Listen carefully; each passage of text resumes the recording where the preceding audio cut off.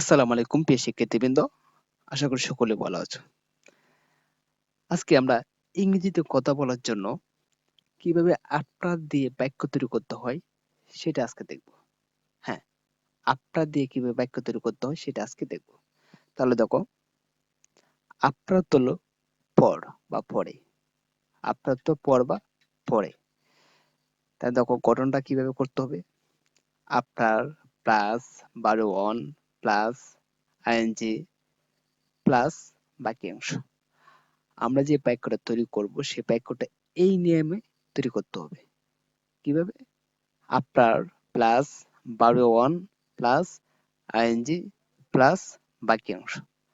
তাহলে চলো দেখি এক্সাম্পল গুলো দেখি কিরকম হয়। দেখো, আপনার ইটিং, এটা হলো আপনার, হলো পর, আর ইটিং হলো বার্ব, বারো ওয়ান, তার সাথে কি আছে? আইএনজি আছে। দেখো, এটা হলো আপনার, আপনার দিলাম, তারপর বারো ওয়ান দিলাম, তারপর দেখো আইএনজি, আইএনজি দিলাম। তাহলে কি হলো? আফটার ইটিং, খাওয়ার পর। আমি আবারও বলছি, আফটার ইটিং, খাওয়ার পর। তাহলে এই বাক্যটা আরেকটু বড় করি। দেখো, দেখো আফটার দিলাম, তারপর দেখো ভার্ব, একটা ভার্ব দিলাম এবং ভার্বের সাথে কি দিলাম? আইএনজি, এবং বাকি অংশ দেখো রাইস। ঠিক আছে? তাহলে দেখো, আফটার ইটিং রাইস, ভাত খাওয়ার পর। আফটার ইটিং রাইস, ভাত খাওয়ার পর। এখন দেখো এই বাক্যটাকে আমরা আরেকটু বড় করলাম। তাহলে দেখো, প্রথম কি? আফটার, তারপর কি? প্লাস বারো ওয়ান, ইটিং, ইট, তারপর কি দিলাম? আইএনজি। ঠিক আছে? তারপর কি প্লাস বাকি অংশ। বাকি অংশ হলো এই রাইস থেকে যা আছে সব হলো বাকি অংশ। তাহলে দেখো, আফটার ইটিং রাইস, ভাত খাওয়ার পর। আফটার ইটিং রাইস, ভাত খাওয়ার পর, I shall go to school, আমি স্কুলে যাব। I shall go to school, আমি স্কুলে যাব। ঠিক আছে? বুঝতে পেরেছো? তাহলে চলো এইরকম ভাবে আরো অনেকগুলা এক্সাম্পল গুলা দেখি, তাহলে আমাদের এই জিনিসটা বুঝতে একেবারে ক্লিয়ার হয়ে যাবে। তাহলে চলো, তাহলে দেখো এখানে আফটার রিডিং, আফটার রিডিং, পড়ার পর। ঠিক আছে? আফটার রিডিং, পড়ার পর। এরপর দেখো, আফটার রিডিং বুক, এখানে আফটার দিলাম, এখানে মূল ভার্ব, মূল ভার্বের সাথে আইএনজি এবং বাকি অংশ দেখো। তাহলে কি হলো? আফটার রিডিং বুক, বই পড়ার পর। এই বাক্যটাকে আমরা আরেকটু বড় করলাম। দেখো, আফটার রিডিং বুক, বই পড়ার পর। আফটার রিডিং বুক, বই পড়ার পর, আই উইল টিচ, আমি শিখাবো। আই উইল টিচ, আমি শেখাবো। তাহলে দেখো, একই রকম বাক্য আমি একটু একটু করে বড় করেছি তোমাদেরকে বোঝানোর সুবিধার্থে। ঠিক আছে? তাহলে দেখো এইরকম ভাবে আরেকটা এক্সাম্পল দেই, তাহলে আরো সহজ হয়ে যাবে। তাহলে চলো, তাহলে এই এক্সাম্পলটা দেখো, আফটার ক্যাচিং। দেখো এখানে আফটার আছে, মূল বারো ওয়ান আছে, ক্যাচ সাথে আইএনজি আছে। তাহলে কি হলো? আফটার ক্যাচিং, ধরার পর। আফটার ক্যাচিং, ধরার পর। তারপর এই বাক্যটাকে আমরা আরেকটু বড় করি। After catching fish, after catching, catching fish, মাছ ধরার পর। দেখো এখানে কিন্তু আফটার পরে আইএনজি আছে, প্রত্যেকটা কিন্তু কিন্তু মূল ভাষাতে আইএনজি আছে। তারপর এই বাক্যটাকে আমরা আরেকটু বড় করি। আফটার ক্যাচিং ফিশ, মাছ ধরার পর।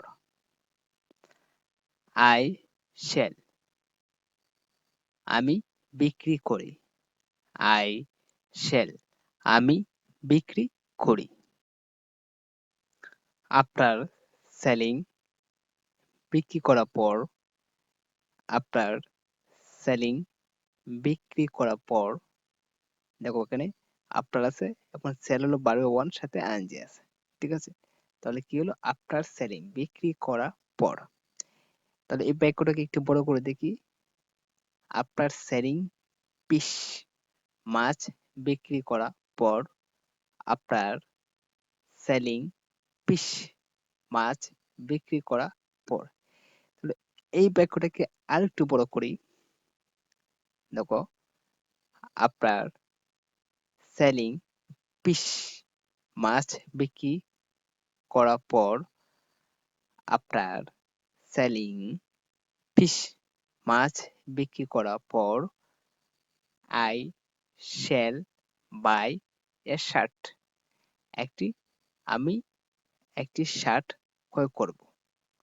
I shall buy A shirt, আমি একটি শার্ট ক্রয় করব। এখন দেখো, after teaching, after teaching, teacher সাথে আইএনজি আছে। আফটার টিচিং, শিক্ষা দেওয়ার পর। আফটার টিচিং, শিক্ষা দেওয়ার পর। এই বাক্যটা আমি আবার তৈরি করলাম, একটু বড় করে দেখো। আফটার টিচিং ইংলিশ, ইংরেজি শিক্ষা দেওয়ার পর। আফটার টিচিং ইংলিশ, ইংরেজি শিক্ষা দেওয়ার পর। আরেকটু বড় করে দেখি এই বাক্যটা। আফটার টিচিং ইংলিশ, ইংরেজি শিক্ষা দেওয়ার পর। আফটার টিচিং ইংলিশ, ইংরেজি শিক্ষা দেওয়ার পর। আই শ্যাল আস্ক, আমি জিজ্ঞাসা করব। আই শ্যাল আস্ক, আমি জিজ্ঞাসা করব। ঠিক আছে, তাহলে দেখো শেষ এক্সাম্পলটা তোমরা একটু দেখো।